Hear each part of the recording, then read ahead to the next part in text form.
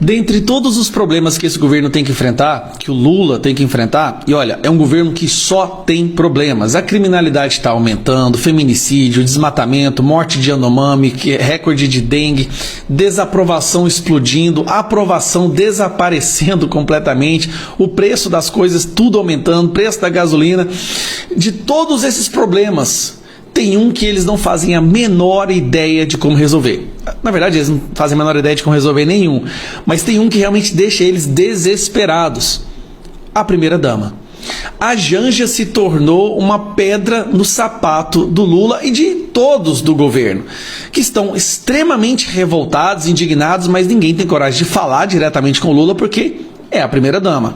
A primeira-dama que quis se intrometer na questão da comunicação, né, do governo e acabou destruindo a aprovação do Lula. Aí entra o Sidônio, a primeira-dama ficou revoltada porque o Sidônio não quer deixar ela mais interferir. Mas não é nem esse o caso. Essa é a primeira-dama que mais gastou, que mais gasta e que mais viajou na história do Brasil democrático. E não trouxe nenhum resultado, muito pelo contrário. A China já pediu ordenou, para que ela não participe das reuniões. Preste atenção, gente. Os diplomatas chineses exigiram que a Janja não participe das reuniões mais. Teve ela xingando o Elon Musk, mandando ele se fu em público, como se fosse a coisa mais natural do mundo. E aí, a oposição, nós estamos cobrando uma transparência nos gastos da primeira-dama, porque é muito dinheiro. Pelos cálculos que já foram feitos, a Janja gasta R$4.000 por hora. É isso mesmo, meu amigo. Enquanto você não está conseguindo comprar os alimentos do dia a dia, pagar todos os seus boletos, a Janja está gastando R$4.000 por hora. Aí, o Estadão soltou essa aqui que eu achei maravilhoso. A tese Janja. A Advocacia Geral da União prepara um estudo sob medida para legitimar a atuação obscura da primeira-dama. Por que atuação obscura? Viagens que ninguém sabe para onde ela está indo, onde ela não demonstra agenda, ela vai uma semana antes para o Japão, não tem agenda nenhuma no Japão, mas é tudo gasto com o nosso dinheiro. A situação ficou tão absurda, tão alarmante. E lembrando, a Janja está com uma reprovação hoje de 60%. Nunca uma primeira-dama teve tamanha reprovação. Ela tem reprovação, inclusive, nos petistas que não gostam dela.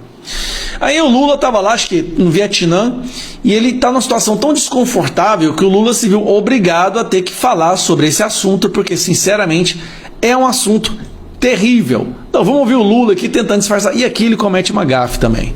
Olha, primeiro que a minha mulher não é clandestina. Ela não faz viagem apócrifa. Ela faz viagem porque ela foi convidada para fazer uma viagem e não foi pouca coisa. Não foi pouca coisa. Ela viajou a convite do companheiro Macron para discutir a aliança global contra a fome e a pobreza. Aliança global contra a fome e a pobreza, mas com nosso dinheiro.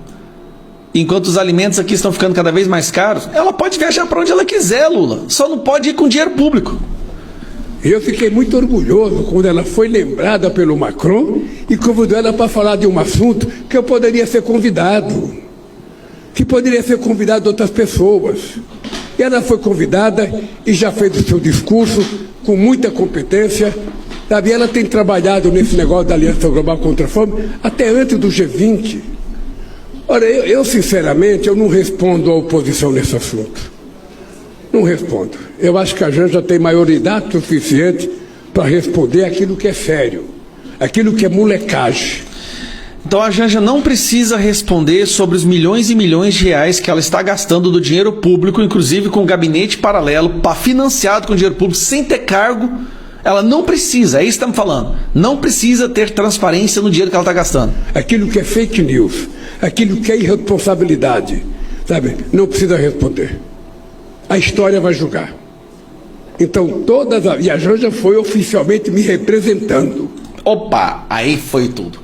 Não tem como ela ir te representando, eu vou te explicar por quê, Lula. Você é o presidente do Brasil, talvez você não age como, nem tem cacife, tudo bem, devia estar preso. Mas querendo ou não, o sistema te colocou como presidente do Brasil. Para te representar tem que ser alguma figura pública com mandato, com cargo. Tem que ser o vice, presidente da casa, não a sua esposa. A sua esposa não tem cargo, ela não pode te representar. Não existe isso. Você falou, mas uma besteira, mas vamos lá. Ela não foi numa viagem escondida. Ela foi numa viagem me representando, saiu de Paris, ela queria vir para cá. Eu falei, é importante você ir para Paris. Vai ter lá muito país africano e é importante que a França esteja fazendo esse debate, é importante que você fale. Aí ela foi e falou. Eu tenho certeza que falou bonito, e se eu puder vou mandar o discurso dela. Eu queria que a oposição lesse o discurso dela para eles deixarem de ser ignorantes. É isso, querida. E ela vai continuar fazendo o que ela gosta, porque a mulher do presidente Lula não nasceu para ser dona de casa. Esse ponto foi maravilhoso. O Lula acabou de ofender milhões e milhões de mulheres que gostam de ser donas de casa. Porque tem muita mulher que gosta de cuidar dos filhos, cuidar da família, o que é natural. E o Lula diminuiu o valor de milhões e milhões de mulheres